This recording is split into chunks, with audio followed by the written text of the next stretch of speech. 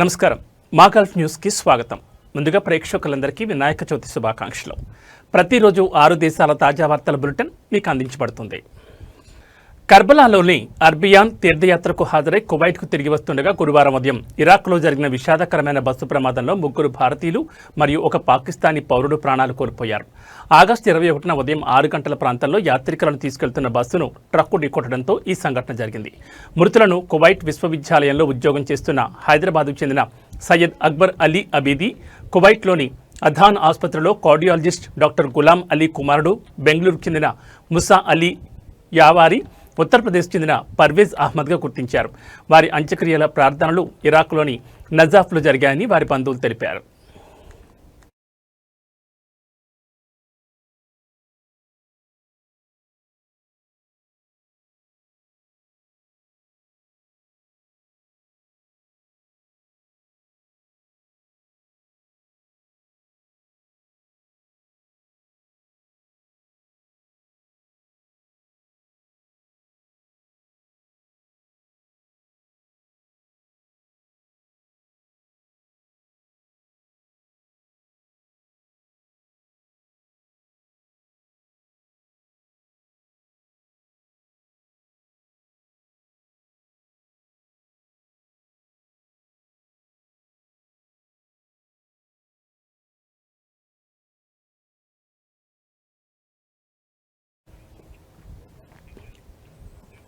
Saudi అరేబియాలో central కిచెన్ల నిర్వహణ కోసం మున్సిపాలిటీలు, గృహ నిర్మాణ మంత్రిత్వ శాఖలు నియంత్రణ గైడ్ లైన్స్ను విడుదల చేశాయి. సవరించిన నిబంధనల ప్రకారం సెంట్రల్ కిచెన్లకు సర్టిఫైడ్ ఫుడ్ సేఫ్టీ స్పెషలిస్ట్ తప్పనిసరని నిర్దేశించారు.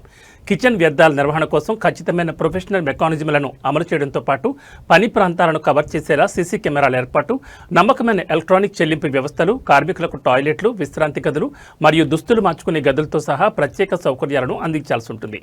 ఆహార తయారీ నుంచి సరఫరా వరకు తప్పనిసరిగా నిబంధనల ప్రకారం ప్రమాణాలను పాటించాలని స్పష్టం చేశారు. కొత్త నిబంధనలు సెంట్రల్ కిచెన్ల నిర్వహణ మరియు నిర్వహణలో గుణాత్మక మార్పును సూచిస్తాయని మంత్రిత్వ శాఖ చెప్పింది.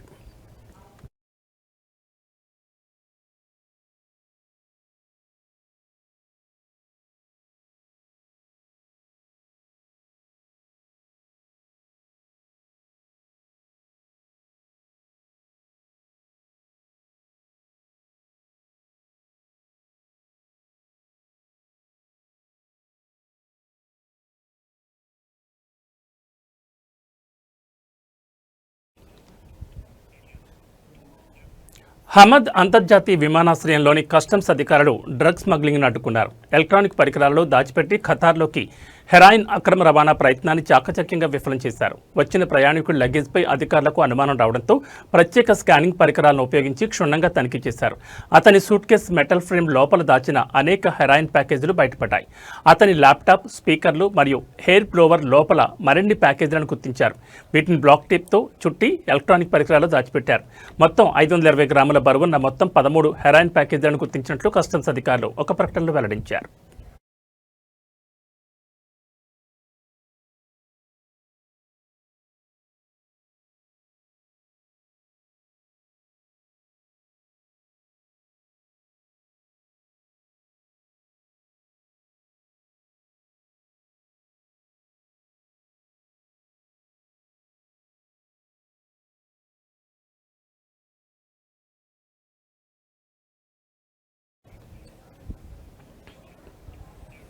ఖతార్లోని అల్ వాజ్బా తూర్పులో రోడ్లు మరియు మౌలిక సదుపాయాల అభివృద్ధి ప్రాజెక్ట్ ప్యాకేజ్ 3 పూర్తయినట్లు పబ్లిక్ వర్క్స్ అథారిటీ అబ్జెల్ ప్రకటించింది.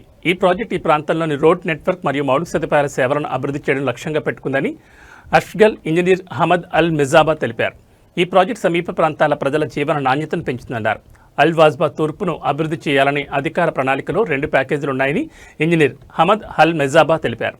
అథారిటీ 2024 ప్రారంభంలో మొదటి ప్యాకేజీని పూర్తి చేస్తుందన్నారు.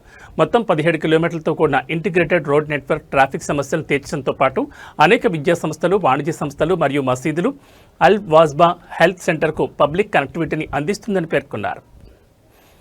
ఈ ప్రాజెక్టులో 854 స్ట్రీట్ లైట్స్, 3180 పార్కింగ్ స్థలాలతో పాటు 34 కిలోమీటర్ల వాకింగ్, సైక్లింగ్ ట్రాక్ను ఏర్పాటు చేశారు.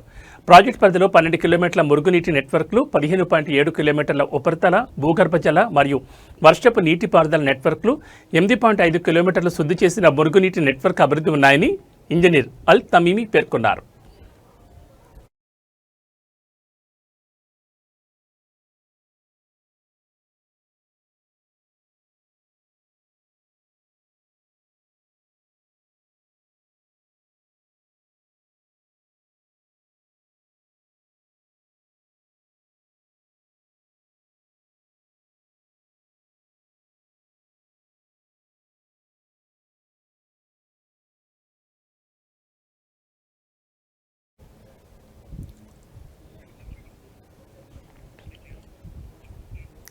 Sheikh Mohammed bin Salem road అభివృద్ధి ప్రాజెక్టును ప్రారంభించినట్లు రస్ అల్ ఖైమా పబ్లిక్ సర్వీసెస్ విభాగం ప్రకటించింది.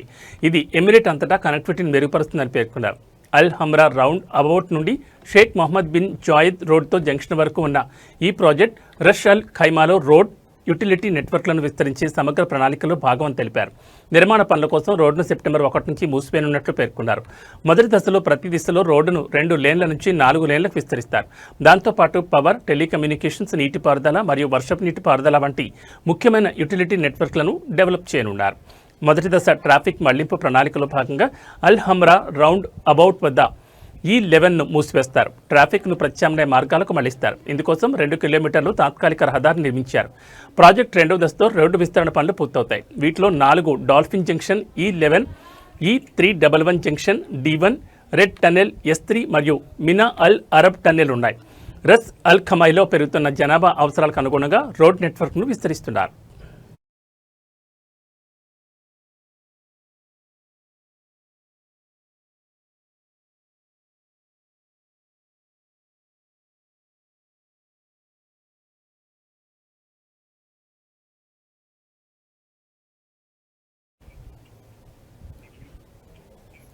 గల్ఫ్ కోఆపరేషన్ కౌన్సిల్ దేశాల పౌరులను వివాహం చేసుకున్న బహ్రెయిన్ మహిళలకు జీవన వైభత్యాన్ని విస్తరించే ప్రతిపాదనను బహ్రెయిన్ ఎంపీ జలాల్ కజెమ్ అల్ మహ్ఫద్ సమర్పించారు. అయితే వారు బహ్రెయిన్లో శాశ్వతంగా నివసించాలని కండిషన్ విధించారు. ఈ మహిళలకు ఇతర బహ్రెయిన్ పౌరుల మాదిరిగానే మద్దతును అందించడం, సామాజిక న్యాయాన్ని ప్రోత్సహించడం వంటిదని అని అన్నారు. పెరుగుతున్న జీవన వ్యయాలు మరియు ఆర్థిక ఒత్తిడిని ఎదుర్కొంటున్న అనేక బహ్రెయిన్ కుటుంబాలను గమనించిన తర్వాత ఈ ప్రతిపాదన చేసినట్లు అల్ మహ్ఫద్ వివరించారు. జీసీసీ జాతీయులను వివాహం చేసుకున్న బహ్రెయిన్ మహిళలు ఇతర పౌరుల మాదిరిగానే తమ మాతృభూమితో కలిసి ఉండేందుకు ఇది దోహదం చేస్తుందన్నారు. జీవన వైభత్యం కార్యక్రమంలో ఈ మహిళలను చేర్చడం సామాజిక రక్షణను బలోపేతం చేయడానికి, ప్రభుత్వ మద్దతు కార్యక్రమాల నుంచి పౌరులందరూ ప్రయోజనం పొందేలా చూసుకోవడానికి సానుకూల అడుగు అవుతుందని అల్ మహ్ఫద్ అన్నారు.